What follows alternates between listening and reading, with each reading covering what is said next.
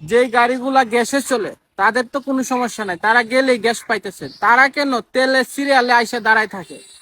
তারা তেলগুলো আইনা আউড়ে বিক্রি করে। এই জন্যই তেলের পাম্পে শত শত সিরিয়াল। এই বিষয়গুলো সবার জানা দরকার। ভিডিওটা শেয়ার করে সবার কাছে ছড়িয়ে দিন। আরে ওমনদের বলা, যারা গ্যাসে চালায় তাদের তেলেই স্টার্ট হয়। আর তুই তো কইতাছস যারা সিএনজি তে গাড়ি চালায় তারা তেল নিয়ে ব্যবসা করে। আরে ওমনদের পোলা, তেল নিয়ে তো তোরাই ব্যবসা করস।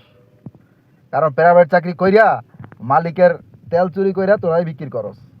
বেডা কথা কইলে এখন কথা কইতেই হয়। তেল নেই কোন সময়, যখন আমাদের একবারে তলা নিতে গিয়ে ঠেকে, যখন লো মারে তখনই আমরা তেল নিতে যাই, কারণ আমাদের তেলেই স্টার্ট হয় গাড়ি। এটা বুঝিয়া শুনেই কথা কস ও মন্দির পোলা। যাদের গাড়ি সিএনজিতে চলে তাদের অধিকাংশ গাড়ি ভাড়ার গাড়ি, আর তারা কোনোদিন চাইবে না 5-7 ঘন্টা লাইনে দাঁড়িয়ে 10 লিটার তেল নিয়ে কারোর কাছে বিক্রি করতে। ভিডিওটি শেয়ার করুন।